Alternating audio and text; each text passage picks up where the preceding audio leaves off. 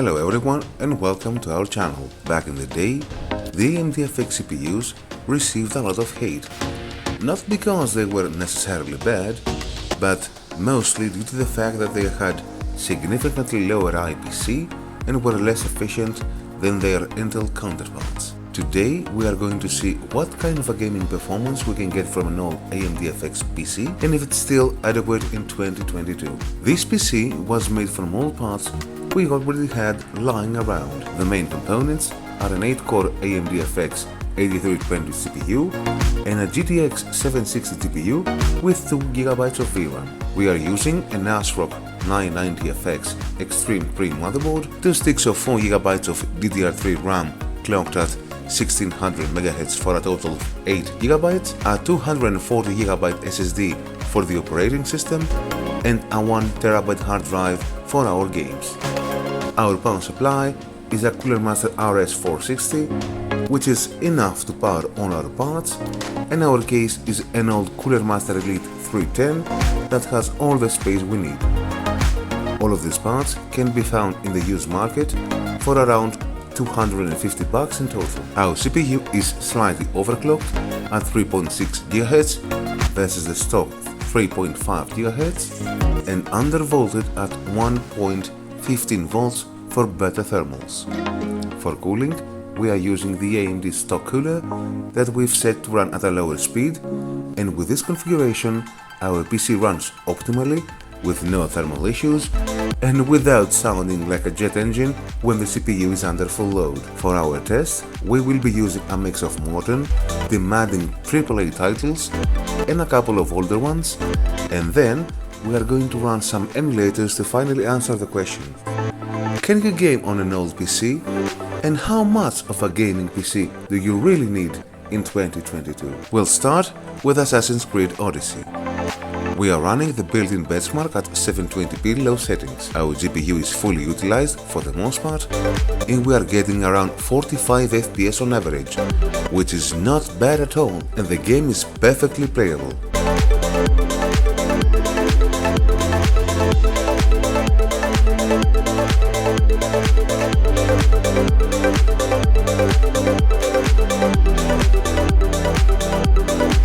Next, we move on to eFootball, the successor to Konami's Pro Evolution Soccer series. The game is running on Unreal Engine for the first time, and while it is quite heavy on the GPU in relation to the previous Fox Engine PES games, our PC has no problem running the game at 720p low settings at a locked 60 FPS in-game and 30 to 45 FPS in replays and cutscenes, but this frame drop also happens in the PS5 version as well, as the game is still quite unoptimized. Not too bad for our old PC though, this game is perfectly playable with these settings.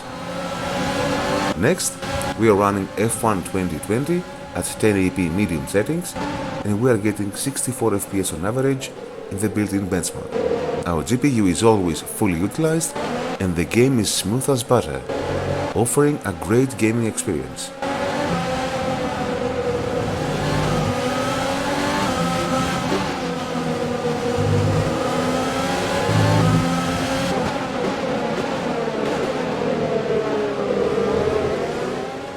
Next, we are running Far Cry New Dawn at 720p low settings, and we are getting 52 FPS on average in the built-in benchmark. The GPU is fully utilized for the most part, with a few occasional dips to around 80% utilization, and with these settings the game is running fine and is very playable.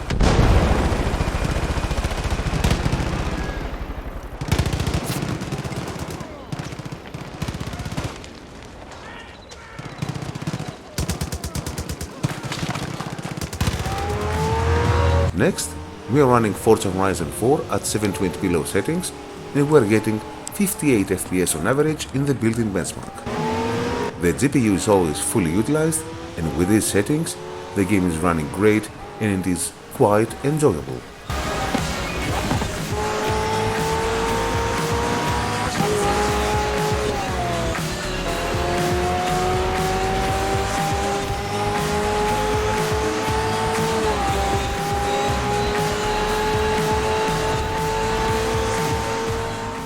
Next, we are running Horizon Zero Dawn at 720p low settings, and we're getting 37 FPS on average in the built-in benchmark. Our GPU is almost always fully utilized, and while this game is quite taxing on both the GPU and the CPU, it still is perfectly playable on our old AMD FX PC.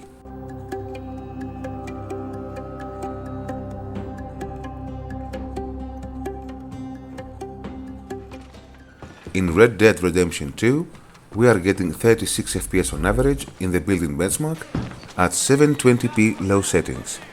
Not bad at all for such a demanding game, only the fact that this PC can even run the game in the first place is quite impressive.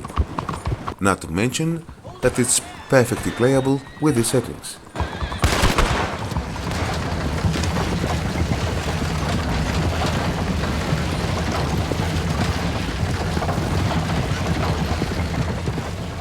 Next, we move on to Middle-earth Shadow of Mordor, which is an older game that still looks amazing. And we are getting 64 FPS on average in the built-in benchmark at 1080p ultra settings.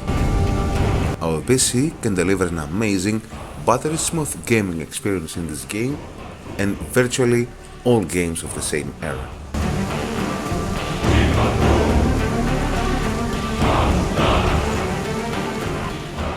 Next, we are running Shadow of the Tomb Raider at 720p low settings, and we're getting 46 FPS on average in the built-in benchmark.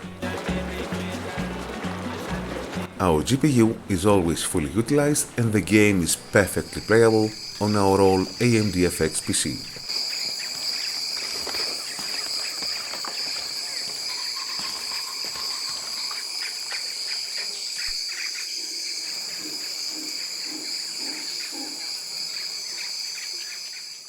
Last PC game we are going to test is Batman Arkham Origins, another older title.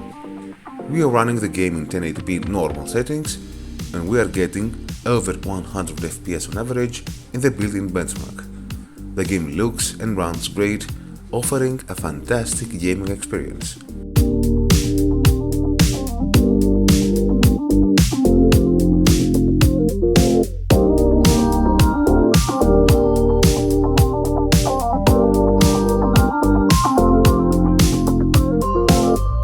Next, we'll run some emulators for older game consoles and see how this PC performs as a retro gaming machine.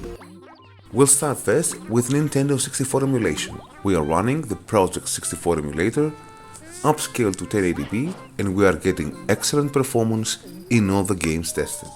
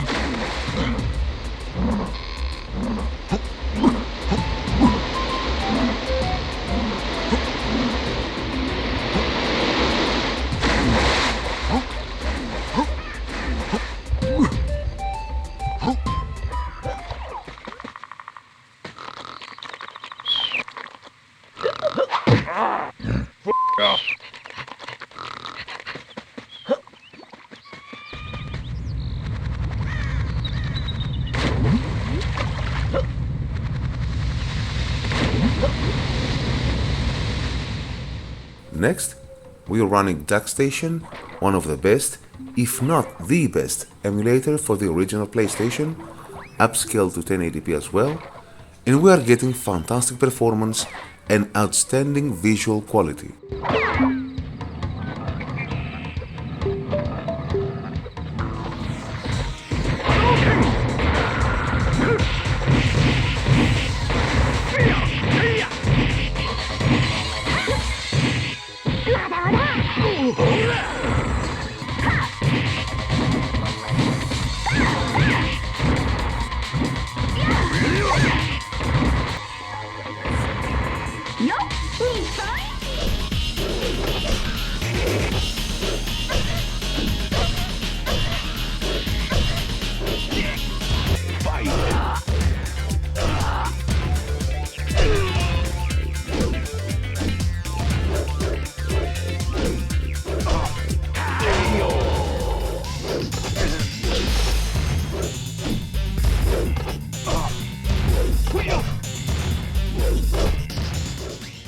Next, we are testing Sega Saturn Emulation using RetroArch Middlecore. Saturn Emulation is more demanding, but our PC has no issues at all running our games.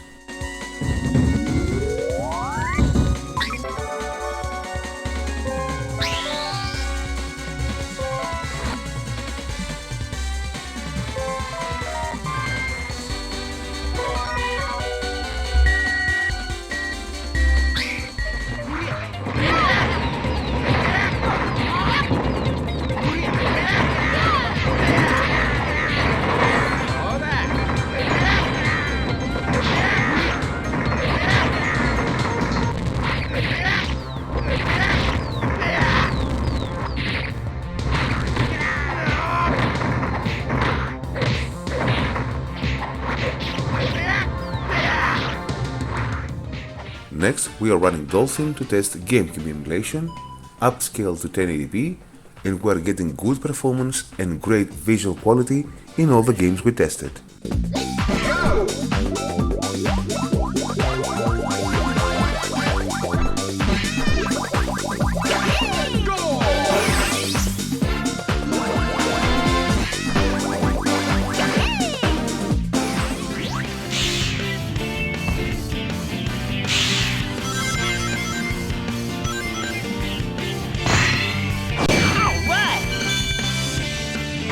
Let's line up sideways from here on. When you lose a life, you restart from the last checkpoint you touched. The leader's level increases too. There they are! Eggman robots! Leave them to me, Sonic.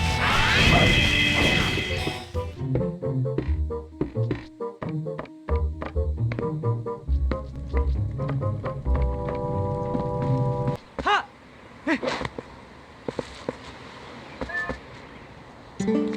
Hey! Hey-ya!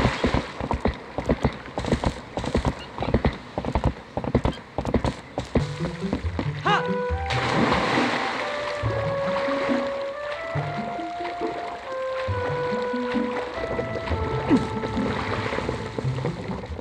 Next, we're testing Sega Dreamcast Emulation using RetroArch Flycast Core. We are running Echo the Dolphin Defender of the Future, and the game is running great, upscale to 1080p.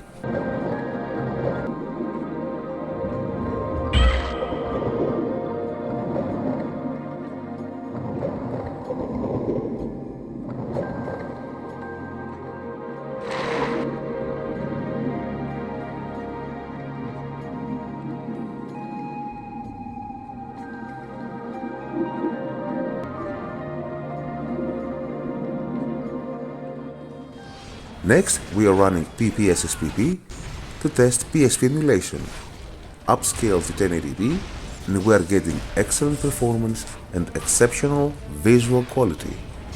This is no doubt the definitive way to play PSP games in 2022.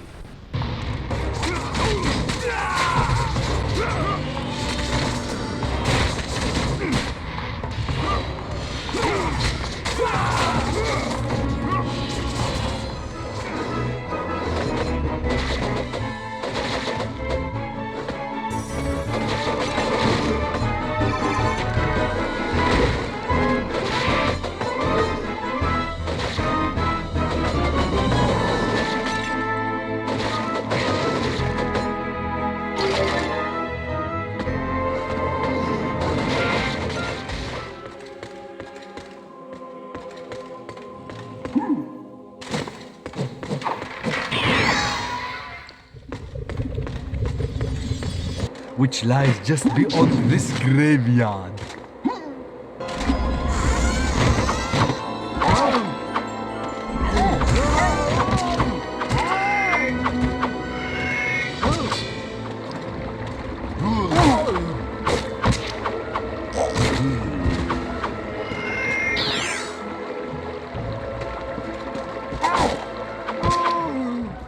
Last, we are running PCSX2 to test PS2 Emulation, which is the most demanding in hardware out of all the emulators we tested. But our PC delivers once more, offering good performance and great visual quality in the games we tested, upscaled at 1080p as well.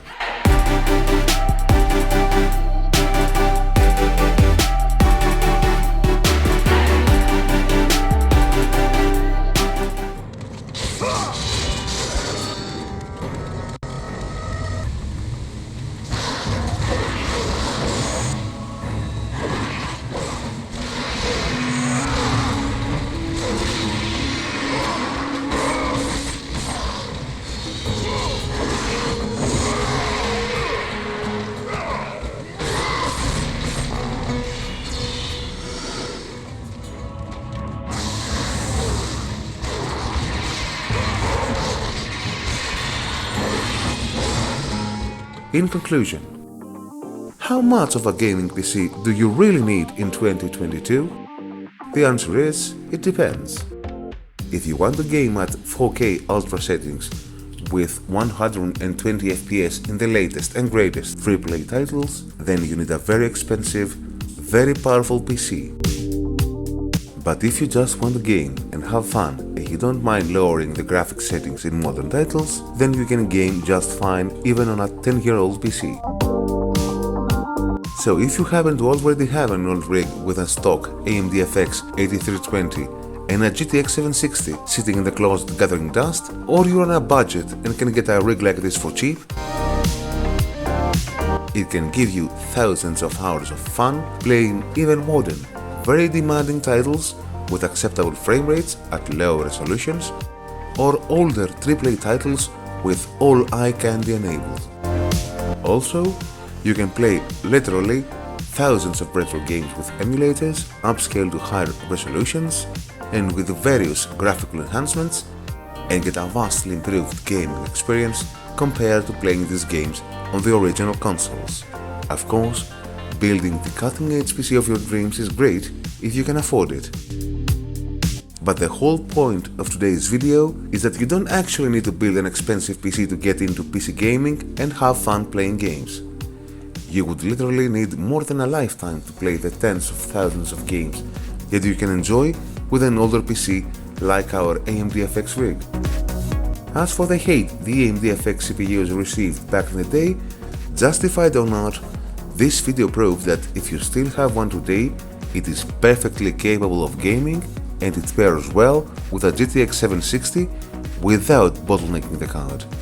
In fact, this rig could do quite a bit better if we would overclock the CPU to more than 4 GHz, install another 8 GB of RAM for a total of 16 GB, and pair it with up to a GTX 970 or even a GTX 1060 without having ridiculous amounts of bottlenecking, but this is not the scope of today's video.